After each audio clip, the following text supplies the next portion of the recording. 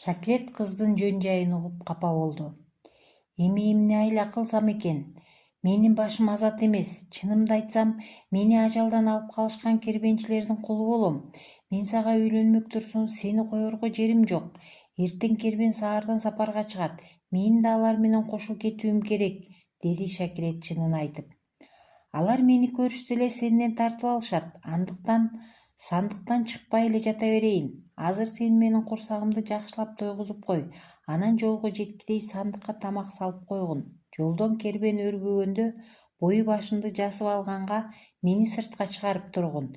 Эми сен өзүңдүн жөн жайыңды, дайыныңды айткын. Кокус экөөбүз бөлүнүп кетсек, издөө салганга билип алайын. Шаарга жетип алсак, анан ары жагын көрөбүз, деди кыз. Шакирет баардыгын кыздын айтканындай аткарды. Эртеси саар менен кербен жолго чыкты. Сандык ичиндеги кызды эч ким туйган жок. Кербен өргүп калганда кыз түндөсү сыртка чыгып, кенен дем алып, бою башын жасып алат. 3-чү күн дегенде кербен кирип аткан чоң дайрага туш болот. Шакирет дайранын жээгине келип, бу жердегилерге түшүнүксүз тилде дуба окуп, оң колунун чыпалагын сууга салып 3 ирет үйлөп койду. Ташкындаган дайра лып тартылып, тайыз кечүүдөн кербенчилер өйүскө аман-эсен өтүп калышты. Аркы өйүскө өткөн соң кербенчилер жигиттен: "Бул сандыгыңда эмне бар? Бизге көрсөтчү", деп жаалап сурашты. Шакирет көпкө чейин ар кандай шылтоолорду айтып, тигилердин талаптарын орундатпады. Кербенчилер жан койбой баратканда арга жок сандыкты ачууга туура келди. Алар сандыктагы ай чырай сулуу кызды көрүп, аны сыртка алып чыгышып, жигитти кыздын ордуна салып, сыртынан аркан чырмашып сууга ыргытып жиберишти. "Бул бала сыйкырчы турбайбы? Бизге зыяны тийип калышы мүмкүн. Ташкындаган дайраны бууп салган неме бизди жөн коймок беле? Бул кызга араңардан бирөө үйлөнө турган болсо, калганыңар таарынып каласыңар. Андыктан бул кызды ханга тартуу этели. Хандын берген сыйын баарыбыз тегиз бөлүп алалы", деди кербенчилердин бири. Ошентип кербенчилер Шакир ханга келишти. Мындай сулуу кыз үчүн хан акчасын аяган жок. Кербенчилер хандын сыйына аябай ыраазы болуп кайтышты.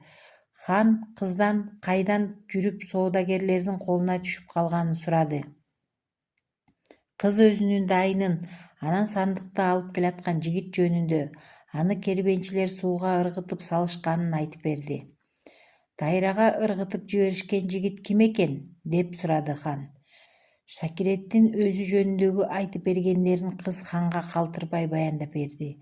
Бул кабарды угуп, хан ордунан шарт туруп жигиттерин чакырды да: "Азыр тезинен дарыяга жөнөгүлө. Сууга агып бараткан сандыкты таап келгиле. Тапмайын кайтпагыла.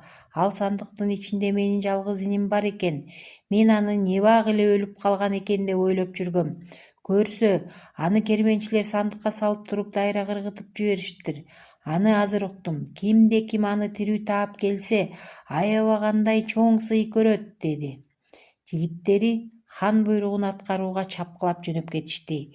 Үйлөнүү үлпөтүн жигиттер келгиче токтотуп турууну чечти. Анан хан сарайга Абышка кемпирди, Адилет сотторду алып келгиле, деди. Адилет соттогулар өздөрүнүн күнөөлөрүн моюнга алышты. Хан баардыгынын баштарын ыргыта чаптырды. Кербенчилери таптырып келип, сыйлыктарын кайра алып, өздөрүн зынданга салдырды. Ошол мезгилде кошуна хандыктын жеринде бир балыкчы кайык менен сүзүп бараткан. Кечке торуна бир да балык түшпөй, кыжаалат болуп үйүн көздөй баратса, сууда агып келаткан сандык көрүнөт. Аны кармап, кайыгына байлап, жээкке алып чыгат. Сандыкты жалгыз көтөрө албай, Абышка уулун чакырат. "Мунун ичинде кымбат нерсе болуу керек. Эмне болсо да ханга алып баралы. Ал өзү ачып, ичинде эмне бар экенин көрсүн", деди уулуна. Ошентип сандыкты ханга алып келишти. "Өкүмдарым, уулум экөөбүз ушул сандыкты өзүңө сыйга алып келдик. Ичинде эмне бар экенин билбейбиз. Өзүң ачып көргүн", деди Абышка. Хан сандыкты ачса, ичинде эсоп жаткан чырайлуу бир жигит бар экен. Ошол замат хандын табыптары келип, жигитти эсине келтиришти. Хан андан ким экенин, кайдан жүрүп мындай азапка туш келгенин сурады. Жигит болгон окуялардын баардыгын калтырбай айтып берди. Ал айткан сайын хандын жүзүн нур чалып кубанып укту. Анан балыкчыга чоң сый көргөзүп, өзүнүн нөөкөрлөрүн чакырып: «Баламдын жоктугунан өмүр бою капа болуп жүргөнүмдү жакшы билесиңер. Мен карып калдым. Мынабу жигит мага уул болсун. Эртең күнгө базар. Андыктан мен уулду болуп, аны Мураскор атап, бийлигимди өткөрүп бергенимди жарыя эткиле», деп буйрук берди. Эртеси базарга эл кыжы-кыйма чогулду. Жарчылар элге хан Мураскорлуу болуп, бийлигин уулуна өткөрүп берди деп жар чакырышты. Бул жерге Шакиретти издөө салган Шакирдин жигиттери да келишип, агасы Шакирдин издөө салганын кабарлашты.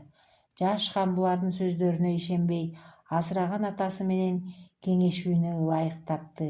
Ал жигиттерди чакырып: «Уулум Шакирет хан тактысына бүгүн жаңы отурду. Мен али салтанаттуу той өткөрө элекмин. Агасы 3 ай күтө турсун деп айтып баргыла. 3 айдан кийин Шакирет чек арадагы 3 дөңгө барат. Жанында 30 жигити болот. Агасы да 30 жигитин ээрчитип ошо жерге келсин. Эгерде алар бирин-бири таанышса, эли жерине барып, карыган атасы менен карындашын табышсын», деди. Жигиттер Акылман хандын бул айткандарын өздөрүнүн ханы Шакирге жеткирүүнү убада беришти. 3 айдан соң Шакирет 30 жигиттин коштоосунда алиги айтылган 3 дөбөчөгө жөнөдү. Шакир инисине жолугууну эңсеп эртелеп келген.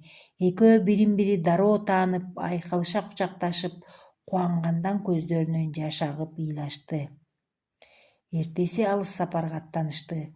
Ош шаарынын жака белинен карындашына тезек терип жүргөн жеринен жолугушту. Кебетеси кетип, арыктап, колу буту чор болуп, эски кийимдери дал-далынан кетип айрылып жүдөп жүргөн экен. Кыз агаларын тааныбады. Атыгүл экөөнү көз багып карагандан уялды. Агалары аны кайгыга баткан муңдуу ырынан улам билишти. Кыздын үнү өтө эле муңдуу болчу.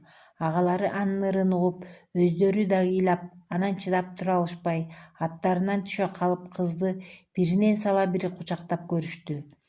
Каардуу өгөй эне кыздын атасына кошуп кууп жиберип, үй жайсыз талаада калгандарын угушту. Үчөө атка минип шаарга жөнөштү. Аларды коштоп 60 жигит келатты. Шаардын көчөлөрүнүн биринен колундагы таягына салмагын салып, башын жерден албай араң басып келаткан жүдөө абышканы жолуктурушту. Атасын таанышып, балдары аябай кубанышты. Анан чогуу бойдон каардуу, заардуу, долу өгөй энесине келишти. Ага өкүмдү балдардын улуусу Шакир чыгарды. Аялды Азоо аттын куйругуна байлап кое беришти. Балдардын атасы кайрадан өз элинин хан тактысына отурду. Шакир менен Шакирет өздөрүнүн хандыктарына барып үйлөнүшүп, акылмандык менен адилет бийлик жүргүзүшүп, бири-бирине тынбай катташып, барчылык турмушта таттуу өмүр сүрүп калышты.